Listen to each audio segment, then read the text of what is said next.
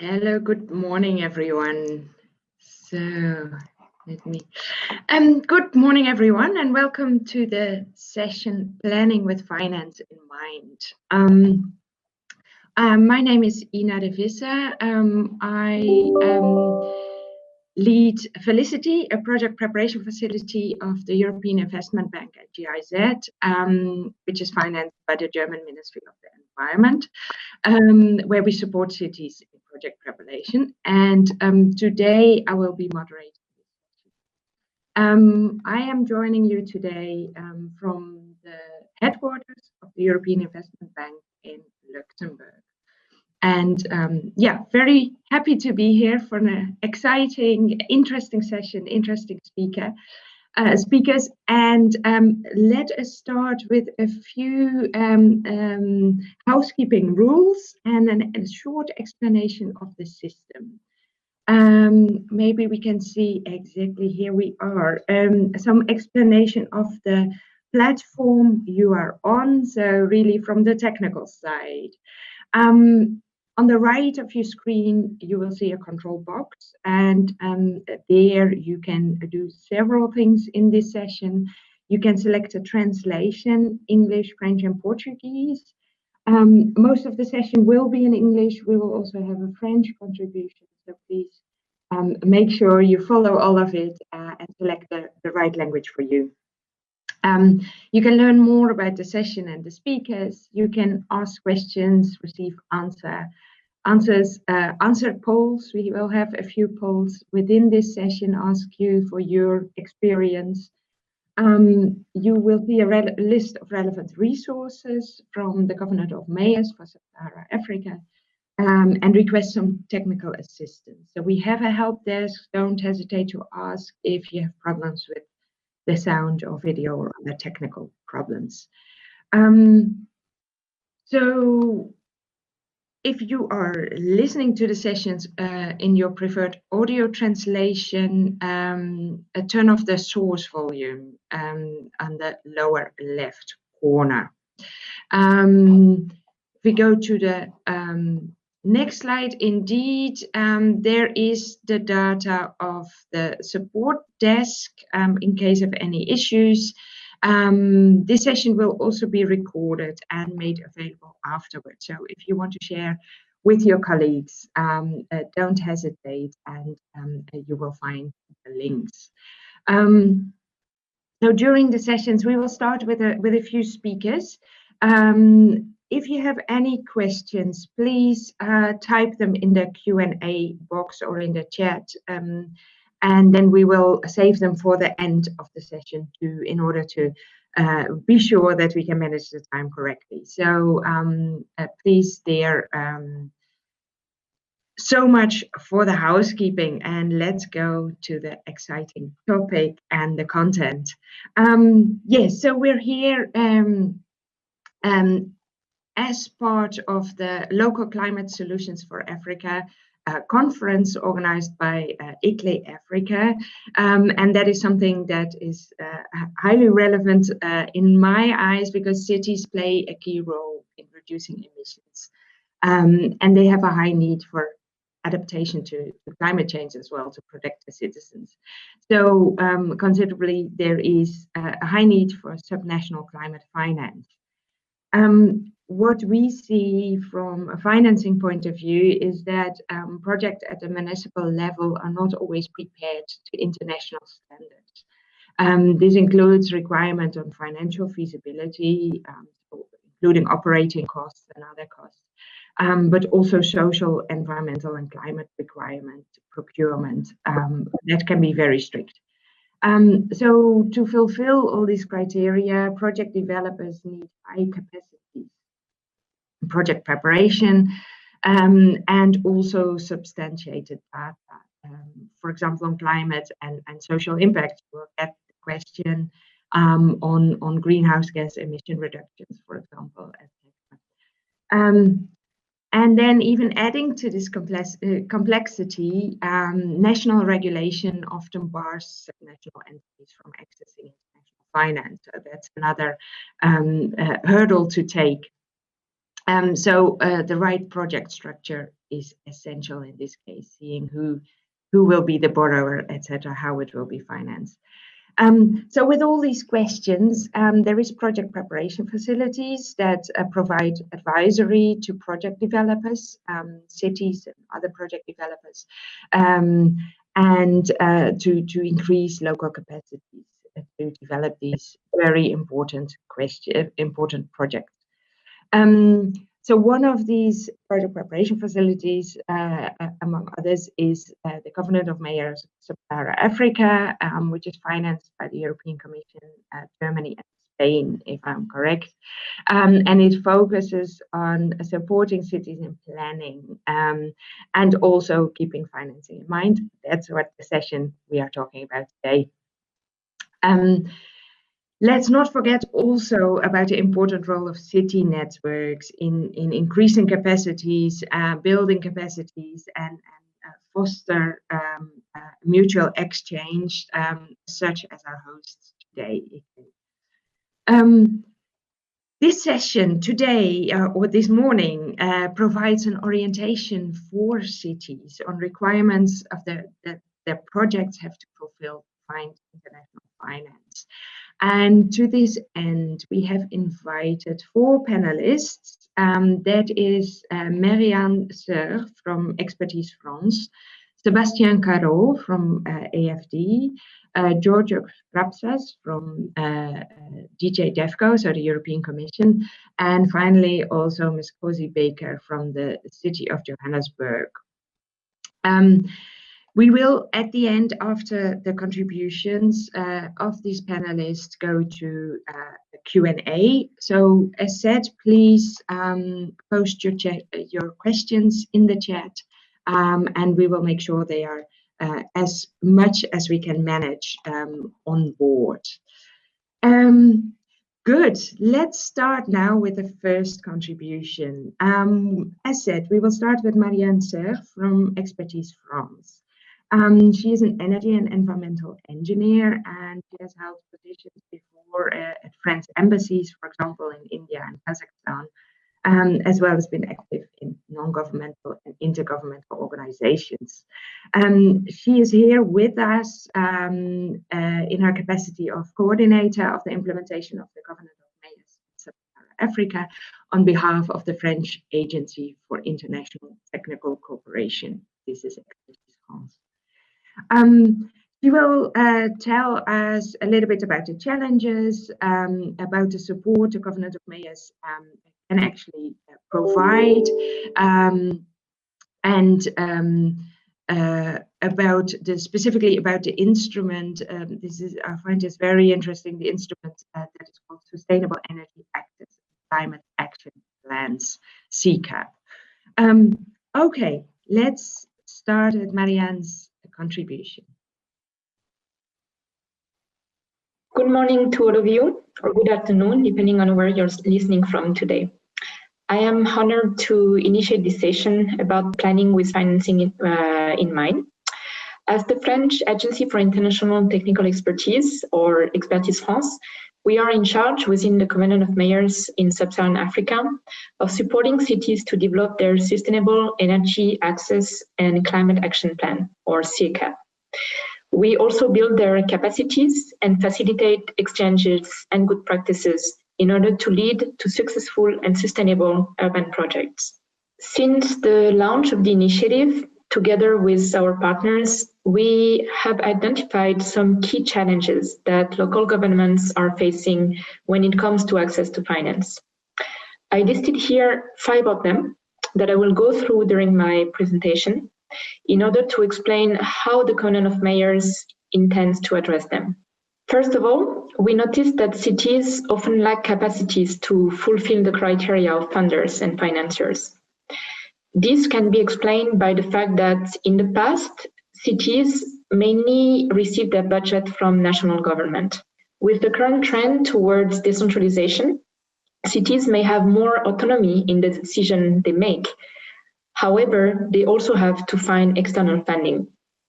It means they have to know who are the funders and investors that may be interested in their projects and how they can convince them of the usefulness and the sustainability of these projects. At Expertise France, we are working with our cities to map those actors in their area.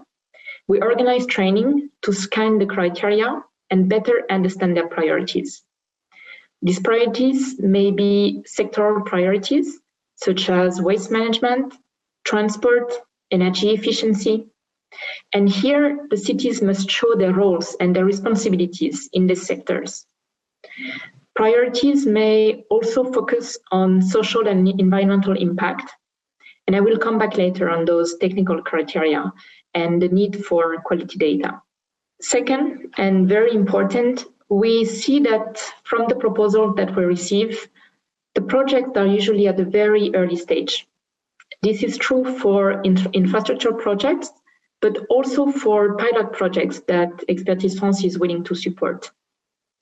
These proposals often lack technical justification, showing the concrete needs and the impact of the projects, as well as the proper business model to show how the project will be sustainable on the long run without external funding. The CCAP is an answer to these issues. We are indeed helping the cities to access and analyze quality data that will help them quantify current and future greenhouse gases emissions, to assess the level of energy access, and to make scenarios for more clean and affordable energy, and to evaluate and adapt to risk and vulnerabilities to climate change on their territory. To give a concrete example, no later than last week, we launched such baseline studies in Bamako, and we started training on carbon accounting and access to energy data at the local level. However, those technical studies must, of course, be complemented by economic and social feasibility studies. I take, for instance, one example, the composting of organic waste.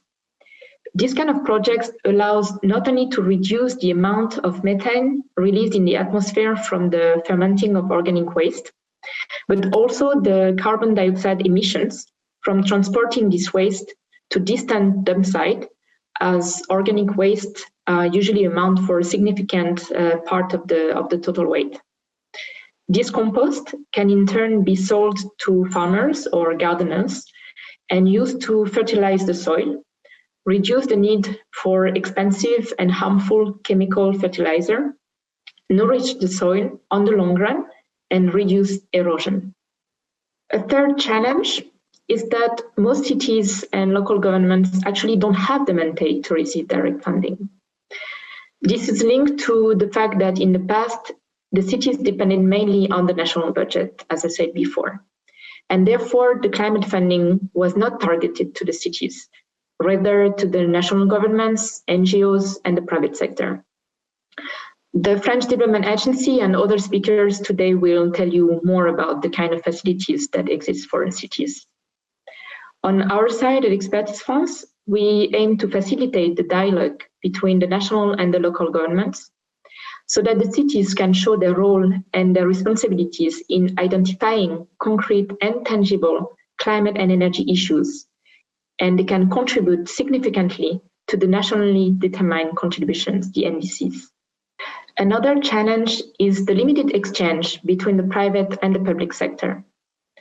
On the same model as before, the private sector, the investors, but also the civil society must be involved from the very early stage of the planning phase. This will allow to take into consideration the needs, the interests, and the priorities of all stakeholders, and to reach a common and shared vision of a sustainable city. This will also decrease the risk of technical failure, economic feasibility, and social acceptance of urban projects. Last but not least, in my presentation, I emphasize on the need of planning to access funding. But you will tell me that planning itself is very resource intensive in terms of time, of staff, and cost. Some cities may need the smaller ones, cannot afford complex technical studies, such as the ones which are required by the Joint Research Center within the Covenant of Mayors, or by specific funders. However, they can come together with other neighboring cities and mutualize their efforts and resources. They can also take the national data and scale them down to estimate data at their local level. And within the Covenant of Mayors, we are actually developing proxies in this regards that can be used by the cities when they don't have access to when they don't have the mean to access or to fill in the gap in the data. And also with a close link with the national government, especially the people in charge of updating the NDCs, cities can also beneficiate from their knowledge and their trainings. Let me conclude my presentation with some key success factors and obstacles. I'm not going to go into details in the criteria, as my colleague from AFD will tell you more about it. However, I wanted to highlight some common mistakes. No later than yesterday, I received some concept notes for pilot projects that we want to fund in our selected cities. And I can still see a lack of argumentation when it comes to show the specific needs and the environmental and social impacts of the project. Also, the budget is very often too elusive and doesn't take into account all the aspects of the project development, and especially the operational costs on the long run when the external funding is over. Finally, the project proposal should not be copied-paste from other similar projects, although they might look the same, or they think, okay, this city has done something good and they managed to access funding, so we'll do the same. No, they should be specific and really show the added value in their given context. So with these words, I will give the floor to my colleague from AFD, and I'm sure he will give you all the tips to successfully access climate funding. I thank you very much for your attention, and I will be happy to answer your questions.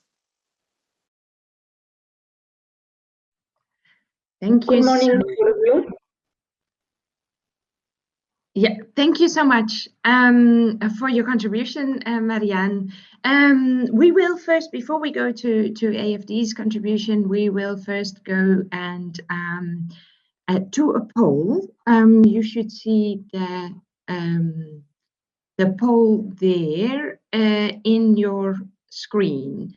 So the poll question is, does your municipality have a city master plan or urban development plan? Because we spoke about how important it is that the project fits in the broader scope, the broader strategy of the municipality.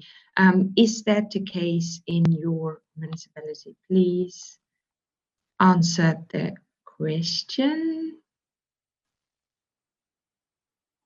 I can unfortunately not see the results. Do we have results yet?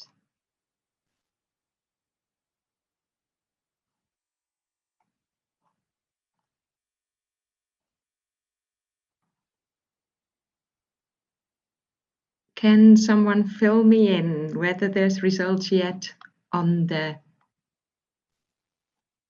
poll?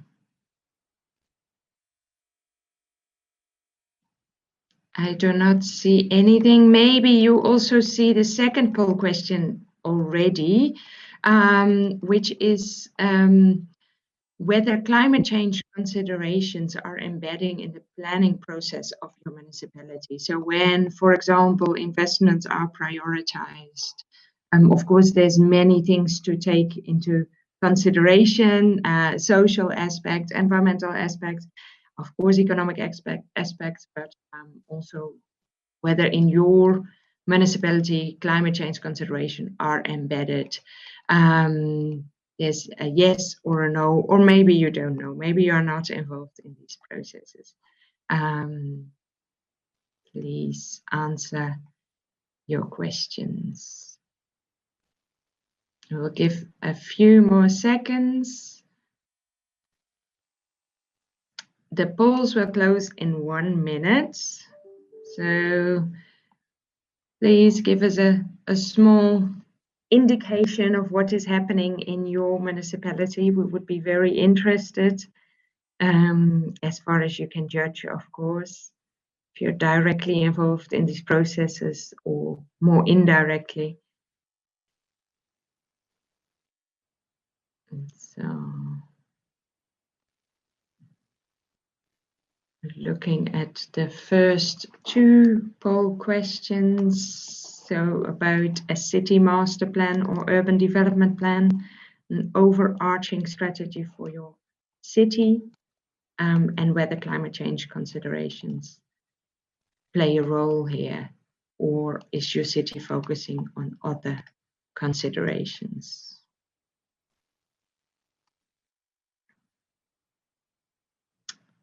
So I think we see the results once the polls are closing. Polls are closing now, so I hope you had the chance to answer, and we will see the results in a minute. It's sometimes easier when you're in person. We would have asked in the conference to show hands. We would know very quickly, but in these times that obviously is not possible. So bear with us while we work on the technology.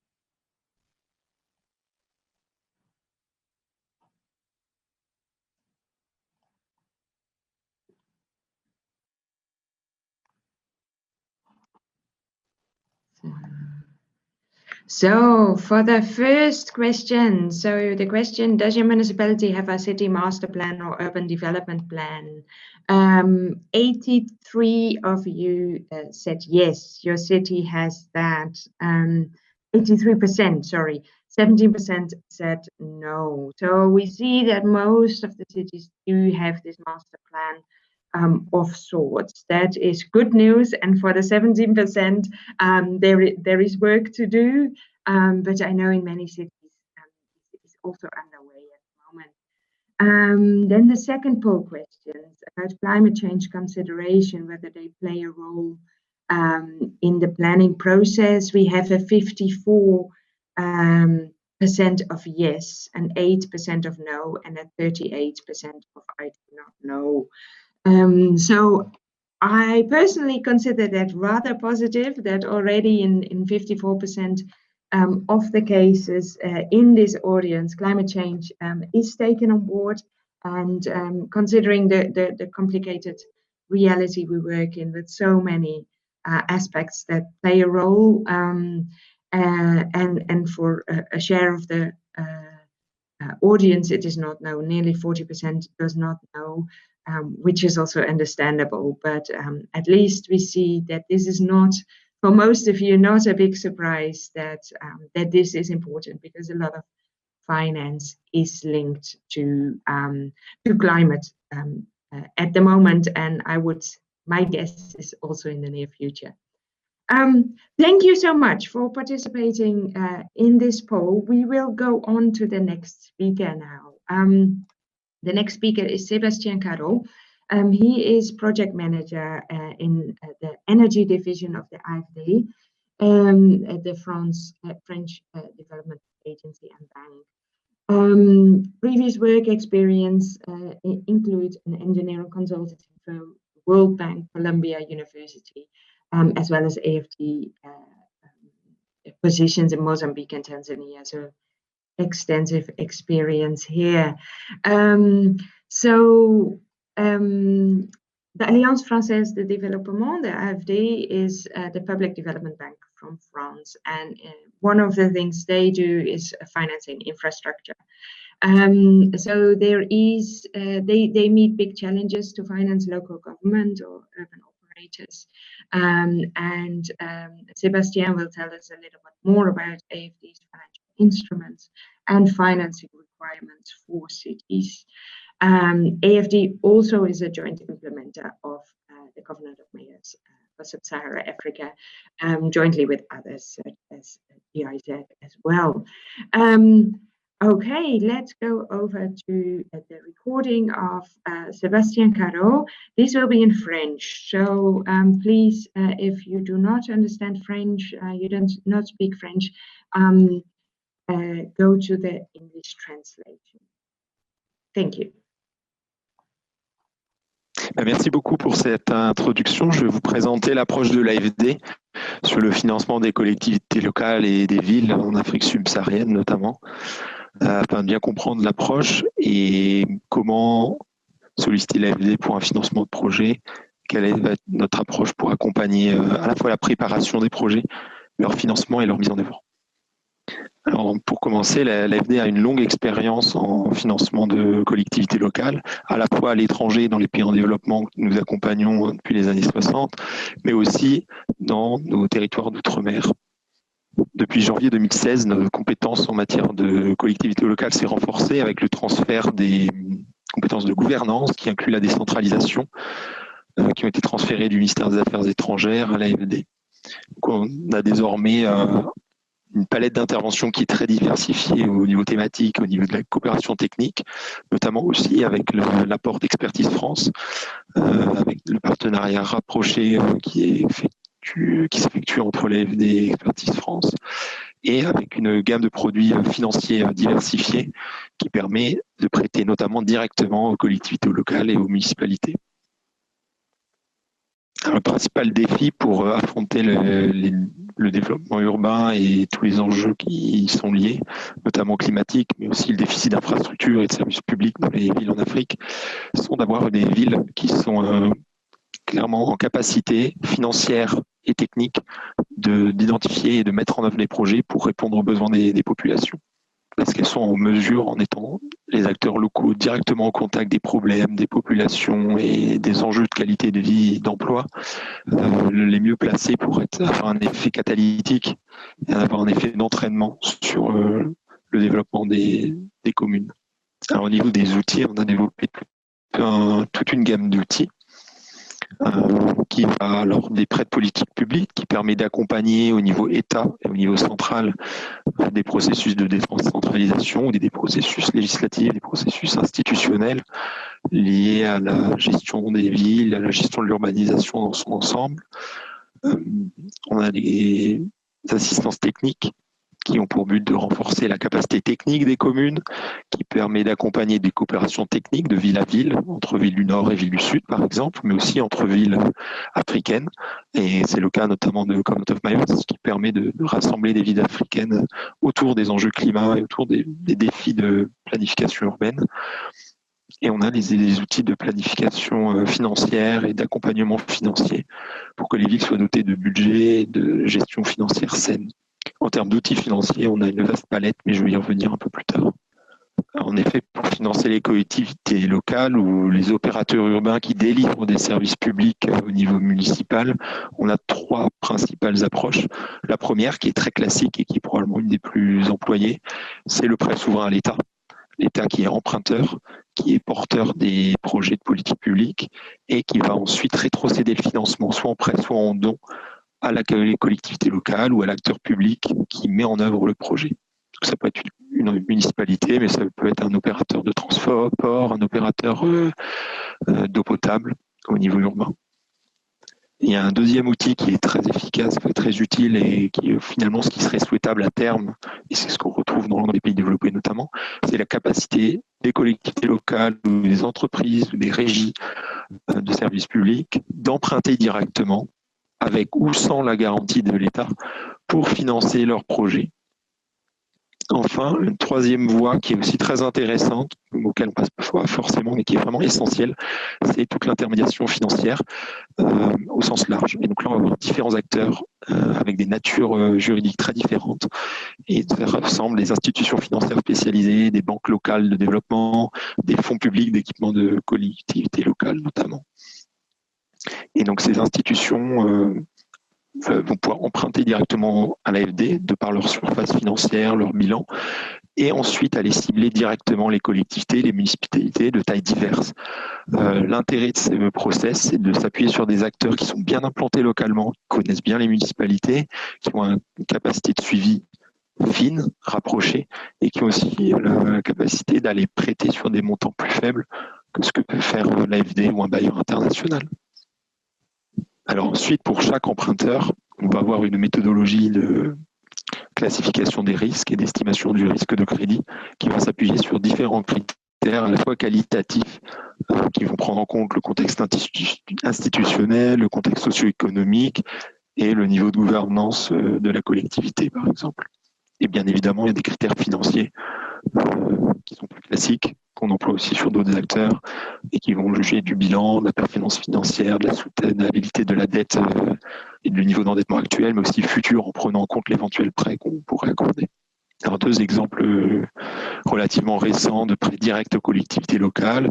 Donc, le premier, l'emprunteur, c'est la municipalité de Johannesburg, qui a en 2014 qui avait emprunté 120 millions d'euros directement à l'AFD pour un programme qui visait à améliorer la qualité de logement au sein de la ville, d'améliorer les infrastructures publiques et les opportunités d'emploi, et avec une partie du programme qui visait à limiter les fractures urbaines en fait, au niveau du territoire municipal, afin de rendre la ville plus efficace et de réduire finalement le coût d'usage et le coût de l'infrastructure pour les résidents. Ce prêt s'est accompagné d'une coopération technique avec la ville de Paris, notamment pour maximiser les impacts sociaux et pour améliorer l'impact climat du projet. Un deuxième projet, donc plus modeste, mais qui concerne un pays qui est le Sénégal, avec un prêt direct à la municipalité et à la ville de Dakar, qui a emprunté 10 millions d'euros sur 20 ans pour le système d'éclairage public dans le but de doubler en aire de couverture, afin de couvrir notamment des quartiers non servis et défavorisés, et dans un souci d'améliorer l'efficacité énergétique du système. Alors, qu'est-ce qui est intéressant dans cet exemple ? C'est qu'une évaluation ex post qui vient d'être réalisée en 2020 a démontré en fait l'effet catalytique de prêter directement à la ville de Dakar, puisque suite au prêt AFD, il y a d'autres banques qui ont prêté directement à la ville de Dakar. Donc, on a vu la qualité de signature et finalement la perception du risque de la ville qui a diminué vis-à-vis du système financier. Et ensuite, on a eu des preuves tangibles en fait de capacité financière et de capacité de management de projet, de questions de gestion de projet, d'appel d'offres, qui ont été nettement améliorées au niveau des directions techniques de la ville de Dakar. Alors, de notre expérience, on peut tirer quelques leçons qui dépassent les prêts cités précédemment concernant Jobourg et Dakar. Alors, le premier, c'est l'amélioration de la qualité de signature des villes qui empruntent. En fait, plus elles vont emprunter, plus elles vont être capables de rembourser et de montrer en fait que les choses se passent bien, plus ça va renforcer leur crédibilité et l'attractivité vis-à-vis des banques, y compris des banques locales qui peuvent être intéressées par le marché local. Les limites, par contre, c'est qu'en général, en Afrique subsaharienne, le contexte de décentralisation, le contexte institutionnel reste peu propice à ce type d'opération. Il y a beaucoup de villes dans beaucoup de pays qui n'ont pas la capacité technique et financière, mais qui n'ont pas la capacité légale en fait, d'emprunter directement sur les marchés publics et auprès de bailleurs internationaux. Elles doivent passer par d'autres acteurs, notamment l'État ou des intermédiaires financiers que j'ai cités précédemment. Il y a une autre barrière, c'est le montant de prêt. C'est que typiquement, l'AFD va regarder des prêts à partir de 10-20 millions d'euros. Et dès qu'on veut financer des infrastructures un peu plus petites, donc aux alentours de 2, 4, 5 millions d'euros, l'AFD ne va pas être forcément l'acteur financier le plus adéquat. Et rechercher un intermédiaire local, encore une fois, va être beaucoup plus efficace pour aller cibler des montants plus petits, mais qui ont un intérêt énorme et qui répond à beaucoup de besoins et beaucoup d'enjeux. Le troisième aspect, c'est la question du risque de change. Les prêts généralement en euros ou en dollars, alors avec quelques exceptions, comme en rente par exemple en Afrique du Sud.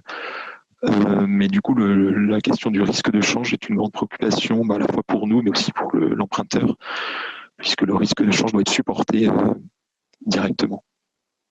Ensuite, un aspect important, c'est comment on va réduire le fossé qu'il y a entre les stratégies actuelles, les plans de développement locaux, la planification, comme les SICAP par exemple, qui vont dresser un état des lieux de la ville, de ses besoins, des défis, notamment vis-à-vis du changement climatique, de l'accès à l'énergie, et passer à la phase projet, mais à la projet financé et mis en œuvre. Donc on a plusieurs outils et plusieurs approches qui permettent de limiter un peu ce fossé et de rapprocher la planification de la mise en œuvre concrète de projets. Donc le premier, c'est les fonds de préparation de projets. C'est ce qu'on essaye vraiment de développer parce que ça permet de mieux préparer les projets, d'avoir des fonds en subvention pour financer des études qui permettent de porter les projets à maturité. Donc des outils comme ceux-là, on en a notamment grâce à l'Union européenne qui délègue des fonds, donc ça c'est via CIPLIA et via CoM Sub-Saharan Africa qui sont deux facilités dont l'AFD bénéficie et qui permet de financer des études, voire même d'accompagner les villes avec de l'assistance technique. Un deuxième outil, c'est un outil un peu institutionnel qui va estimer le niveau de décentralisation d'un pays et qui permet de mieux comprendre en fait le contexte institutionnel qui se situe autour des villes. Donc en fait, quels sont les acteurs clés, qui a la responsabilité de quoi, ce qui va permettre in fine de mieux comprendre quelles sont les capacités humaines et financières au niveau de la municipalité, mais aussi au niveau des autres acteurs qui sont pertinents pour agir sur certains aspects, notamment les aspects climat, les aspects transport, les accès eau potable. Et on va pouvoir d'ailleurs faire un zoom en fait sur le sous-secteur qui nous intéresse dans le cadre d'un projet, pour vraiment savoir qui sont les acteurs les mieux placés pour le mettre en œuvre et qui a la légitimité et la capacité institutionnelle et légale. Enfin, un dernier outil qui va concerner le volet plutôt financier pour limiter un peu le risque perçu, c'est l'adaptation de la méthodologie PFA aux collectivités locales. C'est quelque chose qui a été démarré au début des années 2000. L'AFD a été assez pionnière dans la mise en place de cet outil et l'a appliqué notamment à Dakar dès 2008, ce qui a permis de donner le premier prêt de 10 millions sur l'éclairage public dont nous avons parlé précédemment. Et depuis, il y a plus de 50 évaluations qui ont été faites, notamment avec la collaboration de la Banque mondiale. Alors ensuite, au niveau de la préparation de projet et de quels sont les critères qu'on va prendre en compte pour financer un projet, maintenant qu'on a vu la partie emprunteur, on va regarder la partie projet. Alors la sélection d'un projet va suivre plusieurs étapes, il y a un long process d'instruction, mais dans un premier temps, ça doit répondre aux gros enjeux de développement que la France se fixe et ça doit répondre à la stratégie de l'AFD aussi. Et parmi ces thèmes, il y a bien sûr le climat, et aussi la réduction des inégalités, l'éducation et la santé. Alors, une fois qu'un projet a été proposé en fait, par un porteur de projet, donc soit une ville, mais ça peut être un gouvernement, ça peut être un autre acteur local, l'AFD, si elle juge le projet intéressant, et rentrant dans son mandat, on va rentrer dans une phase d'instruction qui va être très détaillée sur plusieurs aspects. Parce que l'idée, ça va être d'analyser le besoin. Est-ce que la solution proposée va répondre à un besoin clairement identifié? Est-ce qu'il est techniquement faisable? Est-ce qu'il y a des solutions alternatives qui ont été évaluées, qui ont été considérées et qui ont été logiquement écartées suite à une analyse, suite à des données? On va s'assurer bien sûr à la soutenabilité opérationnelle. Est-ce que le projet et l'infrastructure construite, est-ce que le service rendu va pouvoir être maintenu dans la durée? Est-ce que c'est viable socio-économiquement? Est-ce que ça apporte de la valeur pour la population et pour l'économie du pays? Et ensuite, on va évaluer bien sûr tous les risques de mise en œuvre. Donc, il y a des risques financiers, il y a des risques politiques, il y a des risques économiques, il y a des risques propres au projet, des risques techniques et des risques environnementaux et sociaux notamment, sur lesquels je vais revenir. En effet, on a 4 aspects clés sur lesquels on va systématiquement mettre en place des études et obtenir en fait un certain nombre de garanties pour avoir des certitudes que le projet est bien fait et bien conçu. Donc il y a des études environnementales et sociales poussées qui vont permettre de s'assurer qu'il n'y a pas de dommages à l'environnement, que les populations sont bien incluses dans le projet, qu'elles vont vraiment bénéficier de ce qui va être réalisé. Il y a tout l'aspect genre et tout le renforcement de l'égalité femmes-hommes qui se renforce, qui maintenant est systématiquement prise en compte dans l'analyse des projets, pour voir comment les femmes peuvent mieux participer déjà à la conception des projets, mais aussi dans leur mise en œuvre et dans leur intégration au niveau emploi, notamment dans le secteur qui va être concerné. Il y a les études biodiversité qui sont de plus en plus poussées sur les projets d'infrastructure pour s'assurer qu'il y a une continuité écologique, par exemple, qu'il n'y a pas de destruction d'habitat et que si destruction il y a une compensation qui est à sa juste valeur. Dans tous les cas, on va éviter les projets qui ont trop d'impact, que ce soit sur l'environnement ou la biodiversité. Et enfin, un des objectifs principaux maintenant, qui fait partie intégrante du mandat de l'AFD, c'est la lutte contre le changement climatique, à la fois contre les émissions à effet de serre, mais aussi afin de construire des projets qui soient résilients, qui prennent en compte les vulnérabilités du territoire, qui vont pouvoir résister aux effets actuels et futurs du changement climatique. Et une fois que tout le processus d'évaluation du projet est réalisé par nos équipes techniques, donc avec des juristes, des ingénieurs techniques, des ingénieurs environnementaux et sociaux et différents spécialistes, on a une cellule spécialisée qui est qu'on appelle développement durable et qui va donner une opinion, un avis externe. En fait, ce sont des gens qui n'ont pas participé à toute la phase d'évaluation, aux études, et qui vont juger en fait sur les rendus, sur la base des études et des documents disponibles, que le projet est bien ficelé, on va dire, c'est-à-dire qu'il répond bien aux enjeux de développement et aux enjeux de développement durable. Et donc, pour donner cette opinion, ils vont s'appuyer sur 6 critères, qui sont les critères de développement économique, de bien-être et de réduction des inégalités, d'égalité de genre, de conservation de la biodiversité, de changement climatique et de durabilité des impacts du projet. À la fois sur la question de la gouvernance, mais aussi sur la question d'opération et de maintenance. Alors en conclusion, au niveau des bailleurs traditionnels, donc comme l'AFD, en général, on va disposer d'une palette d'outils qui est diversifiée. Diversifiée pour pouvoir s'adapter à différents contextes, à différents partenaires, différents porteurs de projets. Donc pour ça, on a développé donc, une gamme de produits financiers assez diversifiés qui inclut les prêts, mais aussi les garanties qui permettent de réduire la perception du risque auprès des acteurs locaux, mais aussi techniques, afin de pouvoir accompagner techniquement les communes et les villes avec l'assistance technique et avec des fonds de préparation de projets. En conclusion, je vais rappeler une chose assez importante, c'est l'importance des études préparatoires et du processus d'évaluation.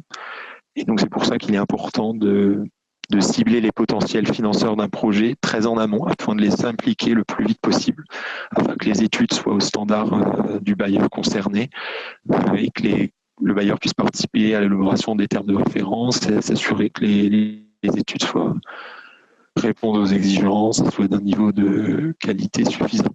Enfin, il faut se rappeler aussi que le processus prend plusieurs mois, voire un an et demi. Et donc, c'est un processus long sur lequel il est mieux d'impliquer le bailleur et il est important de l'impliquer le plus vite possible, donc de se rapprocher en fait notamment des bureaux dans les pays que l'on a. On a plusieurs bureaux, 35 environ en Afrique subsaharienne, et qui permet de recevoir les idées de projet et ensuite de les porter en interne jusqu'à leur maturité et leur financement. Merci beaucoup. Okay, thank you very much for this contribution. It's very interesting for us, all of us, I think, to get a peek behind the scenes of a project financier and to hear what the important things are IFD looks at and takes into consideration when looking at the project. We have another poll coming up. So as we all know now, how it works. The answering time will be a little bit shorter, so please stay ready. The first question is to the audience. In your country, can cities directly apply for loans without sovereign guarantee? Answers are yes, no, or I don't know. I mean, this might be not your field, so that is also fine, but the question is, whether cities can directly apply for loans without sovereign guarantee.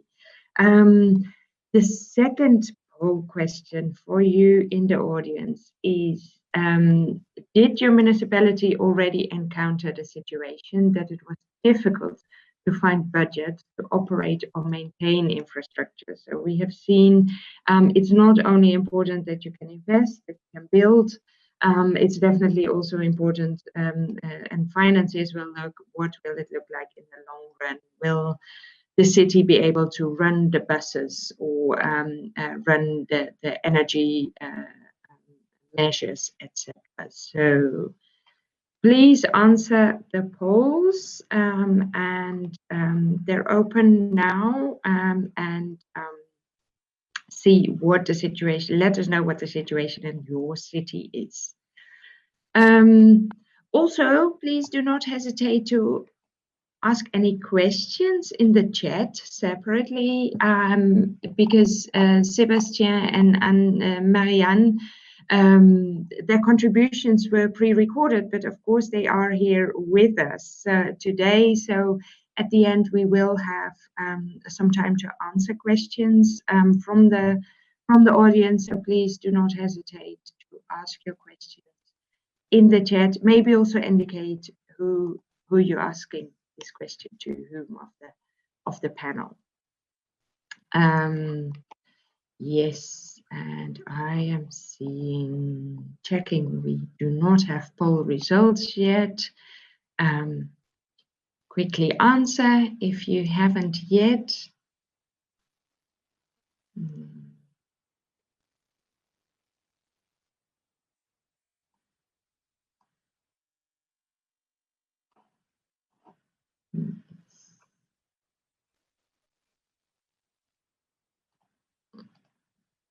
Okay, can we already have any results?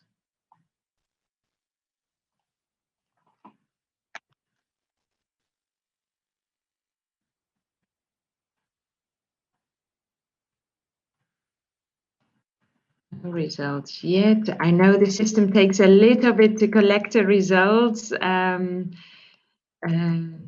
Yes, something coming in. So, yes, here we have the results. Did your municipality, oh, no, we're looking. Yeah, the first question was, in your country, can cities directly apply for loans without sovereign guarantee? We have 26% that says, yes, in my country that is possible. 35% says no, in my country that is not possible, and I don't know is 39% of the votes. Understandable. It's a rather technical question or finance technical question that not everyone has to deal with. So it's a kind of even score between no and yes. I don't know. Then we had the second question. Did your municipality already encounter a situation that it was difficult to find budget to operate and maintain infrastructure? Here we have a very clear outcome, namely a yes of 86%. I don't know, 14%, and no, 0%. So I think that is a very clear outcome from the audience in that case. That is a serious issue, or can be a serious issue, that need to be encountered in planning, and that not always in the past that was taken into account sufficiently. Thank you all for your participation in this poll. Thank you very much. This is, I think, very insightful, and then we know that we are doing this for a good reason, because it has not always gone right in the past. Okay, I would like to go to the next speaker of this panel. So the third speaker of today is Georgios Grabsas of the European Commission, DJ DEFCO. So Georgios is an engineer by training and specialized in the development of infrastructure policies and programs. For the last 8 years, he has been working in the field of sustainable energy and working hard with DJ DEFCO towards the global effort of meeting the SDG goals in Africa. The European Commission is one of the main donors of financing the CoM SSA, so the Covenant of Mayors in Sub-Saharan Africa activities. So here, Georgios will share the perspective of the donors and the importance of a long-term focus of this planning and project development processes, as well as an exit strategy. I think this fits perfectly with the outcome of the poll. So, Georgios, thank you for being here with us. Please, the floor is yours. Thank you very much, Ina. So thank you for inviting me to speak. I must say that hearing my colleagues from AFD, and expertise. France, I think it's really a lot has been said already. My presentation is not, it's oral. And I will try to go a bit more deeply into some issues, but I see that there is the professionalism of our member state organizations, AFT Expertise France is very high, and I already see that these issues are being tackled in one way or another. So I'm very glad to be invited to speak about what cities can do to achieve, to have their project financed in a sustainable way. The organization I represent, the European Commission and the Directorate General DEVCO, DG DEVCO, is considered, as you said, a donor. But actually, we prefer to bailleur de fonds, but we prefer to refer to as partners with both the countries in which we have a very wide presence, even in the smallest country in Africa, and our people are on the ground trying to help. And also with our partners in the European Union member states, working in various fields. So in this, we're trying to be fully aligned to the country priorities, and in the case to cities priorities. Cities are really important to achieve results and to be able to, in this case of Covenant of Mayors for Sub-Saharan Africa, to integrate our climate and sustainable energy actions. But also cities are very much in need of help, and they have great ideas and enthusiasm. And this is one of the aspects I want to elaborate more. In a way, cities are the testing ground of what we do, because if these climate policies that have been established, if they cannot work at the city level, then we have to perhaps redesign them. The cities are closer to the people, to the citizens, the beneficiaries, and they can better design the projects, but they need this help. But what is the flip side of the coin? We all know that the project, it has already been mentioned that it's a lack of capacities in project preparation and project design. I think, of course, this is a sort of banality, but I think it's exactly what we have to face and what we have to work on. The Covenant of Mayors, it's a project that started a few offices away from mine, and right now I think it's being funded with 45 million from the EU budget via grants. So more is leveraged from these 45 billion of grants from the EU budget. And I think that it has really plunged into the exciting and challenging environment of Africa. All of us that now are working in this project know that it's worth it for the cities, but also ourselves as partners and as donors, as we said, we are learning a lot. And we are trying to especially help the cities help themselves. So I will go back to some main questions raised of what would be a project that donors would like to fund. And I will just go back to the basics. It's just a reminder. We're looking for successful projects that can present basic concrete results that are tangible. So that there are tangible results for the beneficiaries, and that is sustainable in the long term, meaning both in terms of continuing to provide the benefits and in ensuring that an exit strategy exists, and the project, facility, installation, or structure can continue to exist autonomously and continue to be financed if need so. And the revenues of the project are an important issue in this sense. So especially in the energy sector, we're looking at many projects that can normally create revenues. So putting back the revenues to use is very important. Another important aspect is to have projects that are replicable and repeatable in the same area or in another area. So showing a paradigm and starting, let's say, a small fire that can spread. So showing the way, showing the path.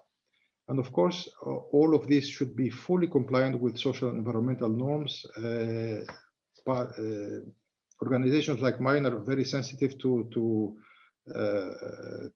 be touching anything that can have an adverse effect. So that in the environment or in terms of social impact. So this should be really studied, and we always scrutinize this a lot. But what we need to, as I said, we need to go back a bit to the principles of what we all use, our member state agencies, all organizations, which is the project cycle management theory. So the project should be relevant, so trying to solve a problem. It should be effective in solving this problem, efficient, utilizing best the resources that is using, and also it has to fit in a cycle, which is the programming cycle. In this case of the city, the identification, formulation, that is very important, implementation, but then evaluation. And I think, we will all be, I mean, I'm very much looking forward to going into the implementation phase of Covenant of Mayors and be able then to have the lessons from evaluation. But I will give you a negative example that for energy, it's a specific one, that many times local authorities are asking us to equip their public buildings with solar panels. Sometimes with not a very specific plan, they just we need power. There is no power, let's put some solar panels, this is ecological, it's the trend, it's renewable energy.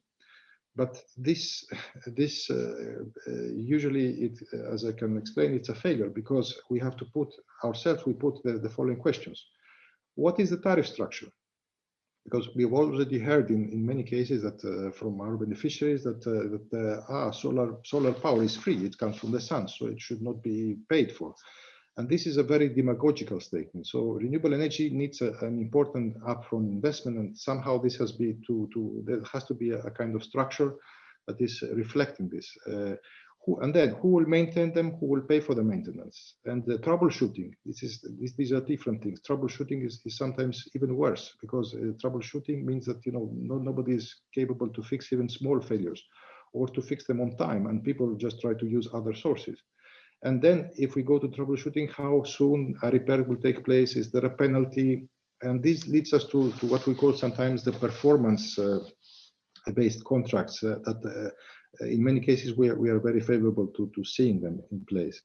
And of course, will there be some kind of reporting of how this is going to make sure that we receive back some feedback of how this is continuing to work and have some feedback on the effectiveness. So I'm saying this because this is really something that we have seen. We have seen such installations, smaller ones, I must say, but this usually at the city level being abandoned, a disintegrated state. So we enter the buildings and they are just put aside, nothing is working.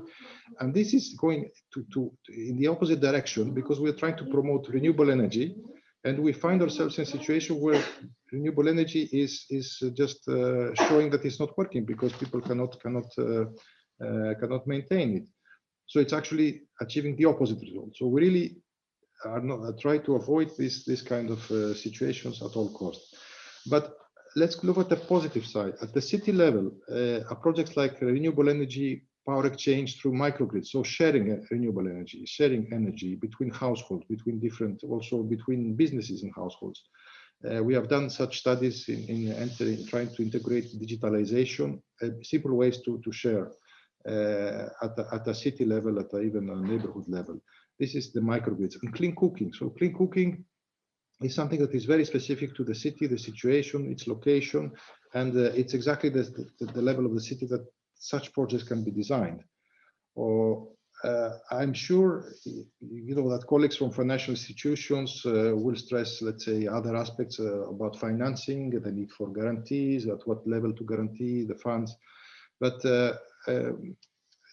I would like to stress the issue of involving a bit the private sector. So this is more an opportunity, let's say, rather than a must. But the private sector indeed has great ideas. It can bring innovation, like in the examples I mentioned. So, but on the other hand, it needs a strong public sector, a strong city as an interlocutor. So we are ready to support this dialogue and especially strengthen the part of the city to be able to negotiate a possible win-win deal with the private sector. And but there we have to be rigorous and have to test the hypothesis. We had an example in the Gambia, I think a project that is actually ongoing. We're waiting to see the results. But this project is trying to bring the concept of public-private partnership in electrifying schools and hospitals and the small healthcare centers. So this is really we worked a lot on that with the European Investment Bank, and I think that the core was the maintenance issue and the issue of troubleshooting that I mentioned before. So I would like to say that, from the part of the European Commission, we're trying more and more to leverage our support and increase the impact, because the grants, for example, 45 million I mentioned, we're putting to the Covenant of Mayors for Sub-Saharan Africa. It is a scarce resource. I mean, the amount of funding that is needed is much more. So there is need of leverage. There we should not make it, let's say, a race for grants. I mean, really, we should have something very, very tangible in project design, and I think this is what we're looking for in this with our member states in organization in Sub-Saharan Africa. But let me say also that about technical knowledge and capacities in Europe, cities are facing the same problems, and also myself, I've worked a bit on this, providing support to local institutions that are sometimes lacking basic capacity, and so it's also pooling of technical resources that is always a good solution. A little bit of help can go a long way, can solve easier some problems, and I know that from experience that cities and towns are also targeting mainly basic services, waste, water, drainage, so trying to cover even these basic needs. But this is why I think that what we have in place also with the CLAY, which is the help desk, the technical help desk, that would be very, very useful for cities, and cities can use this and get some quick answers, some quick help. I would like to thank CLAY for this, because it's really, I think it's really doing a good job, and can do, we can see that a lot more is done. So I think that there is an expert. The cities know everything much more than experts. So, for example, they know the details of how in waste management, how waste is produced, by whom, what type. In transport, they know who travels, why. But then you need the experts to put this in structure, to build a concept. So I think we have to have a bit of both. So just to conclude, I think the EU funding partners, as we are doing, we're ready to fund, but some recommendations are the ones I just mentioned, but some, let's say, more targeted ones are not to come up with projects that are too big, let's say too pharaonic or not tested, or are relying on vague hypotheses. We should come up with some good basic ideas, and then try to really formulate and reach a project that is considered safe and acceptable for all. It has to fit to the funding. It has to look at these issues of sustainability. It has to try to reduce the risk. So there has to be a lot of analysis there, not just a proposal with some budget. It has to be a lot of sensitivity analysis. And also to make sure that the local support is evident in this. I mean, sometimes we are faced also with projects that seem to have social acceptance, but in the end it is not the case. Well, I hope this was useful, and of course we are ready to go a bit deeper and to answer your questions. But I would like to thank you for your interest, and for all of you for embracing the Covenant of Mayors Sub-Saharan Africa initiative. On behalf of what we call now Team Europe, which is the European member state organizations, GIZ, AFD, Expertise France, and Spanish agency ICID, and we hope to do even more things together. So thanks a lot. Thank you so much, Georgia, for your contribution. I think that was very interesting to hear your view and your underlining of the importance of this long-term planning, this stakeholder engagement or stakeholder support for projects, and I think also your examples always go a long way. So thank you very much. We go to the next speaker. Last but definitely not least is Ms. Cozy Baker of the City of Johannesburg. She is with us today. She is the Director of Waste Management and Regulation of the City of Johannesburg, South Africa. She worked, I think this is particularly interesting, she worked at all levels of government. So before, she has been at the National Department of Environmental Affairs of South Africa, and also has worked in a provincial government. So she definitely can give some good insights.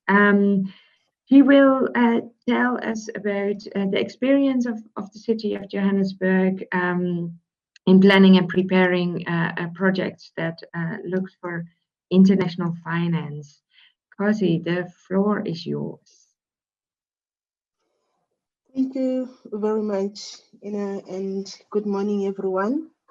I'm very much grateful to have gotten this opportunity to share with my colleagues my experiences or the Joburg experiences on and how we approach a project funding from international financiers. Next slide, please. I will just go through a couple of things, but if you look at the four boxes on your left, you can see that we also consider whether as the city can we afford such projects and are they a priority, and I'll talk to that as how do we prioritize them, where do we prioritize them using our internal planning processes and strategy setting, and also budgeting, so that they can then attract budgets within our own internal systems as the city. And also we also look wherever the financiers see the value for money, or will also these projects make any changes? Do they bring any value for money to the city itself and to the citizens? So my presentation will just look at the list of issues that are listed on the slide. Next slide, please. I think for cities, it's very much important to start looking at your internal processes. Make sure that your house is in order, because as I think if you have been listening to the other speakers that spoken earlier about what are the finances looking for, a lot of your internal systems get to be put on test by the financiers, just for them to get comfort that when they give the money or they finance your projects, there are systems in place, there is good governance, you are running a good governance in a system for your municipality, you have accountable, transparent and responsive systems that you have put in place to run the municipality, so that they can at least get comfort that when it comes to reporting, and there will be information ready, and there are proper systems that are put in place by the municipality. I think that's very much important to first just look internally at yourself as an institution and say, do I run a transparent, accountable and responsive governance system that you can prove to the financiers, you can can be verifiable also. I think the other thing is we also look at risk identification internally and also externally. If we go and look for funding, what other risks are we exposing ourselves as the city, but also internally, because these projects and these infrastructure projects, they are meant to respond to certain risks, whether strategic risk for the institution or operational risks. For instance, most of our waste projects talk to both our operational risks that you're trying to respond to. If I can make an example, we're running out of landfill space as Joburg, and that's one of the highest risk operationally and also highest risk strategically as the city. And then we start to develop these projects looking at these, trying to mitigate on the risk that we have identified as the city. And then we try to develop a project around that. But also I think compliance, internal processes, do we have any compliance issues? Do we follow policies? Do we have procedures for compliance that we have put for ourselves, especially around procurement related issues, so that at least we can be able to give comfort to our financiers or funders that we have adopted systems and we can actually verify through our policies that we have put in as the city, like your procurement policies that we have put in as the city, and how we comply. And there's a number of compliance instruments that can be used to make sure and verify that you do adopt to conformity as the city, or to laws and policies as the city. So that's very much important, to look inward at yourself as the city, as the cities before you can, and make sure that when all these are put into test by the financiers, we at least have means to verify that, oh yes, I do have. Thank you. You can move on to the next slide. What also is very much important that you look at as Joburg is that these projects need to be informed, like I said, by whatever you're trying to mitigate in, and they also need to be informed by maybe national plans or national strategies and provincial strategies or national legislation, and then they should respond to that. But also Joburg has a long-term strategy, we call it GDES 2040, Growth Development Strategy 2040. I find that if all these are, or whatever project or whatever program you want to seek funding for, if it's articulated well in your internal strategy as an institution, then it makes life a little bit easy. And also and to look at how then you operationalize your long-term strategy with many tools that we use as local government in South Africa. Like in Joburg, we have a GDES 2040. We've got our integrated development plan, where we start to articulate this is a 5-year plan, and it's linked mostly into the political term of office. And then we then cascade these to sector strategies that we develop as a municipality, and annual business plan, which are more like implementation plan.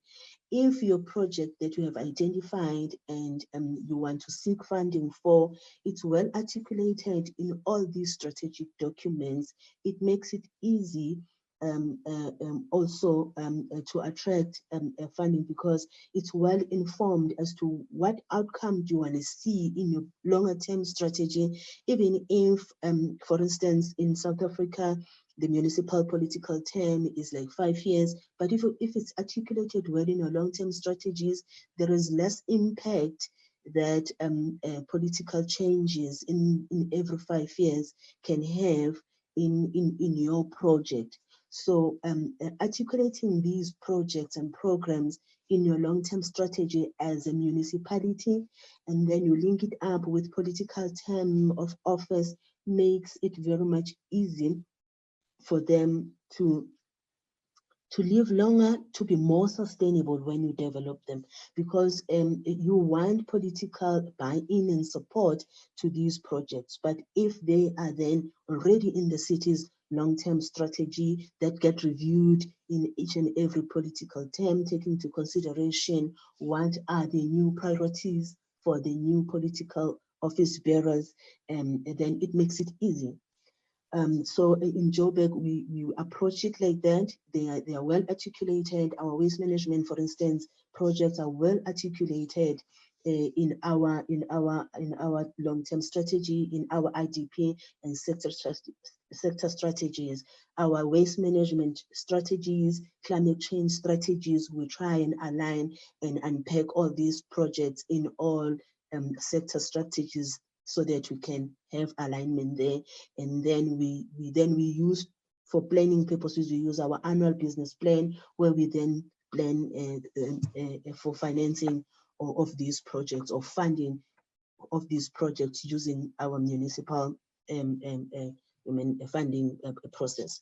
So then at least, because financiers would want to know, are these projects funded in cases where co-funding is required? Is there any funding available for these projects? But if they are there in the IDP, because in the municipalities in Joburg, whatever is in the integrated development plan will then be articulated to the business plan and then gets funded. Thank you. You can move on. Like I said, then I think the other things that we look at is also the performance monitoring and reporting on these. And for instance, with our IDP, we set performance indicators already, and these performance indicators will then be broken down further into business plans. So to have these planning processes that are well documented, it also helps, and you make these projects that you are looking for finance for, you make them part of the planning processes that you have, and also they become part of the performance monitoring tools that you use as the city, and also an evaluation tools that you use as the city. So all our projects that we ever seek funding for from external financiers, they very much well articulated, and they've got key performance indicators already in our integrated development plan and in our annual business plan. And if maybe then funding is not realized in that financial year, we can just carry over those performance of those indicators to the next financial year, and make sure that they can be funded internally. But again, we can take the very same business cases that we put together for our internal funding, and then go look for funding in the external or international funders. Next. Okay. I think when you look at the financial management and procurement, I think most financiers, they want to see whether these projects are bankable. Bankability becomes, and affordability becomes one of the criteria. I think it has been said, but the difficulty with us as municipality getting to, especially bankability, is because for us to get there, you need to have developed or undertaken a feasibility study, which sometimes some of the projects feasibility studies come at a high cost that the municipalities cannot afford. So I think that's the first problem, that the financiers will want to get to a project or fund the project that has proven to be viable, to be affordable, to be a bankable project. But for us as municipalities, it's a problem to fund just the development studies that will prove bankability of these projects. So that's one of the challenges. I think I articulate those also at the end to say, how do we and where do we get the funding to make sure that we build bankable business cases for projects, for project funding. But some of the projects that are funded from JOBE, for instance, for waste management, were also not very much at bankability stages. We could still attract external funding just for project preparation and project development, which will take us to financial close and bankability. So it is possible, but again, you have to do a lot of work to prove that it's part of your bigger strategy, it's part of your plan. There is an impact that the project will make, and there will be tangible outcomes. I think Sebastian did talk about, are we going to have tangible outcomes? So you need to prove that prior getting or looking for funding for project development. So it's also very much important.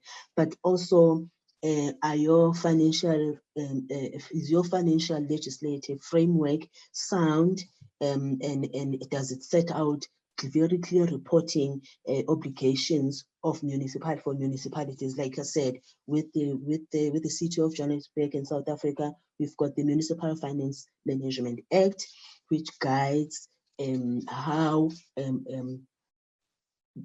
money should be spent in the city. So you need to look at, is your financial framework intact and very much sound to be able to stand the test by the financiers when they evaluate. And you do have standard operational procedures that you can prove? Do you have sound internal audit and assurance systems in place? Do you have any national guidelines that helps, especially when it comes to financial management? And do you have system for tracking and reporting how how you're performing as a municipality around these financial management framework and tools that you are using. So it's very much important, because if those they are found to be wanting and you cannot prove viability and sound financial management, it then becomes difficult for the financiers to be able to trust you with funding your projects. Next slide, please. So there are other criteria, like I said, we also look at the sustainability of these projects. Like I said, if these things are well articulated in your broader strategy as an organization, and you have looked at all the sustainable development goals, then it makes your job also easy to develop a project that will be environmental, social, and that can also have developmental impacts. For instance, sorry to come in. Could you stick to the main points, maybe, that we only have 10 minutes left, and that we can still have a few Q&A questions, take on some questions from our audience. Thank you very much. So, thank you. Environmental, social, and developmental impact, the project should be able to do that. Environmental sound technology, because sometimes when I develop infrastructure using certain technologies that might not be environmentally sound to the financiers, so it's important to look at that. For instance, is it going to reduce any consumption of natural resources, or can it minimize environmental impact? Is it also for environmental protection? So you have to look at those to make sure that at least you can attract funding. Thank you. We can move on. I think capacity also was very much, and skill was very much one of the issues when developing projects. I think as a municipality, first you need to see if there is dedicated capacity, because most of the financiers will want to have assurance that there is skilled people who will actually look at the project throughout its life cycle. So it's very much important to make sure that there is a workforce that has got adequate skills, and that has got also there is adequate resources that will be dedicated to the project. And again, I cannot overemphasize political buy-in, because if it's not part, if the project is not seen as the political leadership as a valuable project, it might not also be able to attract internal funding from the municipality funding mechanism. So then, which makes it difficult to even take it out to the external funding market. Thank you. Can we move on? Okay, and the challenges that I've noticed as we have been lucky as Johannesburg to get external funding is the nature of the prescription sometimes by the financiers to say this is funding, but you can access this funding in these terms. Some of those terms, they sometimes clashes with our local legislative framework, especially procurement policies, where then it makes it difficult to be able to attract that funding, because then when we attract when we accept the funding, then it clashes with some of our procurement policies. I think the other challenge also is the alignment of the monitoring and evaluation and reporting tools that are used. I think that we can sort out, but sometimes it poses a challenge to be able to align yourself with what the financiers want to align, want you to monitor and evaluate and also report back to them. I think we also suffer a lot of data and information management as cities, where for you to build a case, a business case for financing, you have to have very credible data and information that informs why you choose that project and what you want to achieve with that project, what do you want, what impact do you want to make. I think as cities also, we're still very much battling on credible data and information to inform our planning. So that's one of the issues. If we can maybe build capacity ourselves to be able to have credible data and information, that can help a lot, because that it informs our planning and our objectives going forward. I think skill and competence also to develop certain infrastructure projects. For instance, Joburg developing a waste to energy is the first of its kind in South Africa. None of the municipalities have had this kind of technology, and we then find ourselves a little bit technologically challenged, because with the understanding of the technology, because it's the technology that we have never we don't have experience for. So sometimes skill and competency to implement projects, especially new technology projects, it becomes a problem for us as municipalities. And then that sometimes delays project implementation or project preparation, and then in that delay, you lose, your financiers lose confidence that you actually know what you are doing. So I think that's all from me for today. I thank you. Okay, thank you so much. We still have a couple of minutes left, and we had some questions in the chat. So the first relevant question, I think, is from Tara. And then I'll read the question here. What are some ways that municipalities start to build their capacity in financing? Does the Covenant of Mayors support cities in this, and how can cities become signatories of Covenant of Mayors? I think the question on signatories was how you can become a member or a signatory is already answered in the chat. So I will refer to that answer in the chat. Please look at that if that is of interest for you, and become a member online. For the first part of the question, I would like to hand over to Marianne to answer that. Thank you very much for the question. Let me see if I can just quickly put my video, or it's not working. Okay. So how can the CoM SSA help the cities to build their capacities to access funding? This is indeed something that we addressed, both myself on Expertise France side and my colleague Sebastian on AFD side.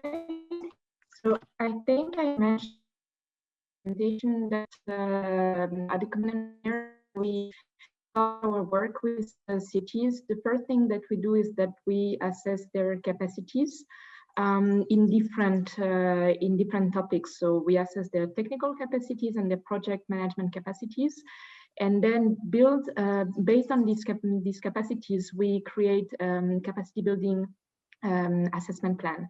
And most of the time, actually, always the cities they require trainings for access to funding. So this is definitely part of our capacity needs assessment and capacity building plan. This is something we are actually starting a little bit today with this conference. It's already a kind of training, I think, for many of you. And we are working together with AFD to create specific modules that we will provide to the cities that we support in the coming months. So this is definitely something that we address, and we are also not working alone on this on the CoM SSA. There are many organizations and facilities working on such topics. So we are in contact with such organizations, building and coaching, matchmaking event with financiers and investors. So we are working together to see how we can provide the best trainings to our cities. I hope this answered the question. Yes, thank you very much.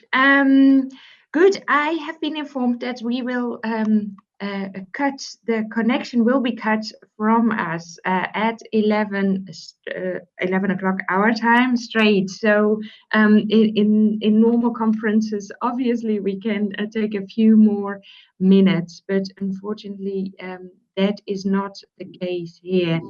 So I think we will have to wrap up. Marianne, thank you very much for your answers. I'm very sorry that we have not more time for the question and answers. There is more sessions coming. You see them in the chat here, or sorry, in your view here in your display. The times are South African times. So there's more interesting things coming up. I hope we will see you there. In the new year, also the Government of Mayors will develop training programs for project development and climate finance. Please for that, keep an eye on the website, which is www.comssa.org. Thank you very much. Thank you to the panelists. Thank you for your contribution, for listening in, for your questions. Some answers may appear at the chat now. And yeah, I would like to close it here and wish you a good further conference, online conference with Government of Mayors. Thank you very much.